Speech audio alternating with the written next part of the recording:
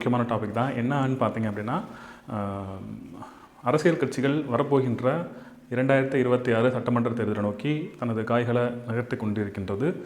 அதில் முக்கியமானது பார்த்தோம் அப்படின்னா, ஏஐஏடிஎம்கே அந்த கட்சி வந்து இப்போ முதல் முறையாக, அதாவது இந்த தேர்தலை ஒட்டி பிஜேபியோட கட்சி கூட்டணி சேர்ந்திருக்கு. அமித்ஷா அவர்கள் சென்னை வந்து பிஜேபியோட கூட்டணி அப்படின்னு சொல்லிட்டு ஒரு அறிக்கையை விட்டுருக்காரு. அதில் என்ன சொன்னார், மெயினாக என்னென்னு சொன்னார் பார்த்தீங்க அப்படின்னா, அதிமுக தலைமையின் கீழ் தான் கூட்டணி அப்படின்னு சொல்லியிருக்காரு. ஸோ அதிமுகவும் மற்றும் பிஜேபியோட கூட்டணி உறுதி செய்யப்பட்டது அப்படின்னு சொல்லப்படலாம்.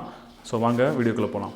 என்னன்னு பார்த்தோம் அப்படின்னா, சமீப காலமாக இந்த கூட்டணி சலசலப்பு கொஞ்சம் வெளிப்படையாகவே தெரியுதுன்னு சொல்லலாம். என்ன அப்படின்னா, அதிமுக நிர்வாகிகள் வந்து உங்களுக்கு தெரியும், நல்லா தெரியும், அனைத்து நிர்வாகிகளுமே கிட்டத்தட்ட அந்த கட்சியோட மூத்த அமைச்சர்கள், செய்தி தொடர்பாளர்கள் எல்லாமே அமித்ஷா வருகைக்கு முன்னதாக 2-3 வாரங்களிலேயே வந்து 2-3 வாரங்களுக்கு முன்னதாக ஒருபோதும் பிஜேபியோட கூட்டணி இல்லை அப்படின்னு சொல்லிக்கிட்டு இருந்தாங்க.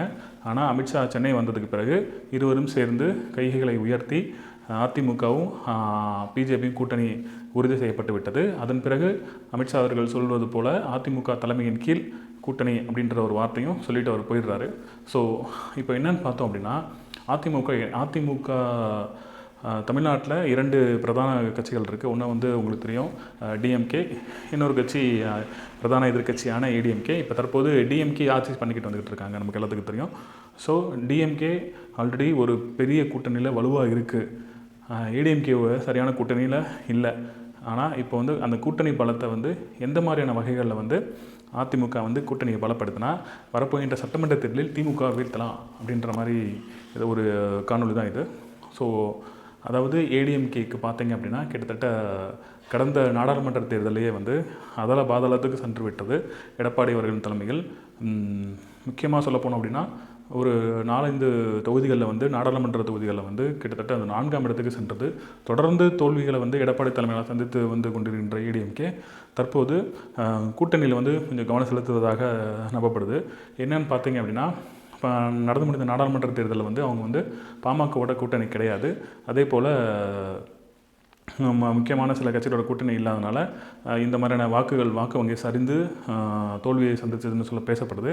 ஆனால் வரப்போகின்ற சட்டமன்ற தேர்தலில் வந்து கூட்டணியை பலப்படுத்தும் நோக்கத்தில் ஏடிஎம்கேவோட முக்கிய தலைவர்கள் வந்து சில பிரதான கட்சிகளை திரைமறைவில் சந்தித்து வருவதாகவும் அவர்கள் அதுக்கு கிரீன் சிக்னல் காட்டியதாகவும் சொல்லப்படுது. அதன் வரிசையில் பார்த்தோம் அப்படின்னா, இப்போ வந்து பிஜேபியோட என்னென்ன கட்சி கூட்டணி இருக்குது, அதாவது என்டிஏ கூட்டணின்னு பார்த்தோம் அப்படின்னா, தமிழ் மாநில காங்கிரஸ் வந்து என்டிஏ கூட்டணியில் வலுவாக இருக்குது. அதே போல் அம்மா மக்கள் முன்னேற்ற கழகம் டிடிவி தினகரன் சார் அவர்களும் அந்த என்டிஏ கூட்டணியில் இருக்குது. ஓபிஎஸும் ஒரு அங்கமாக இருக்கிறாரு அப்படின்னு சொல்லப்படுது. ஸோ இதுக்கு பிறகு என்னென்ன கட்சியை கூட்டணி வலுப்படுத்தலாம் அப்படின்னு பார்த்தோம் அப்படின்னா, தேமுதிக வந்து கூட்டணியில் சேர்த்துக்கலாம்.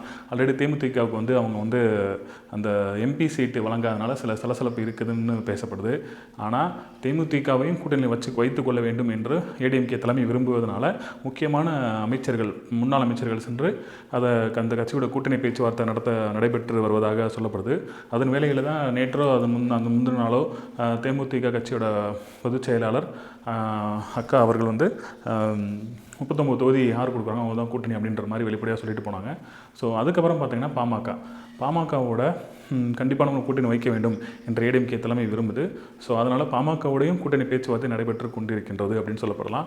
மெயினாக இன்னொன்று பார்த்திங்கன்னா, நாம் தமிழர் கட்சி சீமானோடையும் கூட்டணி பேச்சுவார்த்தை நடத்தப்படுவதாக ஏடிஎம்கே மூலமாக தூது செல்வதாக சொல்லப்படுகிறது.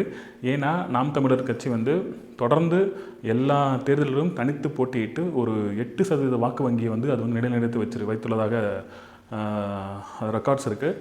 அதனால் கண்டிப்பான முறையில் இம்முறை நாம் தமிழர் கட்சியை வந்து அதிமுக தலைமையிலான கூட்டணி வந்து சேர்க்கலாம் அப்படின்ற மாதிரி ஒரு தகவல் சொல்லப்படுது. இருந்தாலும் நாம் தமிழர் கட்சியின் ஒருங்கிணைப்பாளர் அண்ணன் சீமான் அவர்கள் வந்து தனித்து தான் போட்டிடுவோன்னு சொல்லிக்கிட்டு இருக்காரு. ஏன்னா பிஜேபி கட்சியோட கொள்கைகளை விரும்பாத நாம் தமிழர் எப்படி வந்து இந்த கூட்டணியில் சேரலாம் அப்படின்ற மாதிரி ஒரு தகவல் பரவுது. ஆனால் நாங்கள் தானே தலைமை கூட்டணி, ஸோ எங்களோட வந்து நீங்கள் வந்து அதெல்லாம் அங்கம் தானே, மற்ற கட்சிகள் அங்கம் தானே, ஸோ ஆனால் நீங்கள் வந்து எங்களோட கூட்டணி சேரலாம் அப்படின்ற மாதிரி சொல்லப்படுது. ஸோ இதுதான்.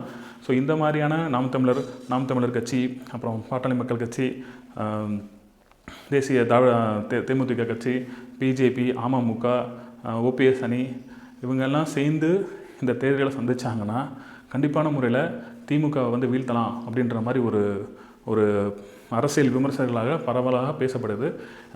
எது எப்படியோ வரப்போகின்ற 2026 சட்டமன்ற தேர்தல் ஒரு மிகப்பெரிய ஒரு எதிர்பார்ப்போடு தான் வாக்காளர்கள் தேர்தல் சந்திப்பாங்க. ஏன்னா முதல்வர் அவர்கள் வந்து நேற்று கூட வந்து பயங்கரமாக சவால் விட்டுருக்காரு. எந்த ஷாவாலையும் தமிழ்நாட்டில் வந்து ஆட்சி அமைக்க முடியாது அப்படின்ற மாதிரி அமித்ஷா அவர்களை ஒரு சவால் விட்டுருக்காரு. ஸோ அதெல்லாம் பார்க்கும்போது அவங்க திராவிட முன்னேற்ற கழகம் திமுக வந்து ஒரு கூட்டணி பலத்தோடு இருக்காங்க. ஸோ இப்போ அடுத்து அதிமுகவும் அந்த மாதிரி கூட்டணி பலத்தோடு இருந்தாங்க அப்படின்னா கண்டிப்பான முறையில் ஒரு மிகப்பெரிய ஒரு போட்டியான ஒரு தேர்தலாக தான் பார்க்கலாம். ஸோ மேலும் இது போன்ற எங்களது யூடியூப் சேனல் வீடியோஸை தொடர்ந்து பார்க்குறதுக்கு எங்களோட சேனலை சப்ஸ்கிரைப் செய்யுங்க. ஒரு தாழ்மையான வேண்டுகோள், வீடியோவை ஸ்கிப் பண்ணாமல் பாருங்கள். இந்த ஸ்கிப் பண்ணாமல் பாருங்கன்ற விஷயத்தை நான் முன்னாடி சொல்லியிருக்கணும், பரவாயில்ல கடைசியாக சொல்லிட்டேன். ஸோ எங்கள் வீடியோ பிடிச்சிருந்தா லைக் பண்ணுங்கள், ஷேர் பண்ணுங்கள், கமெண்ட் பண்ணுங்கள். Thank you very much.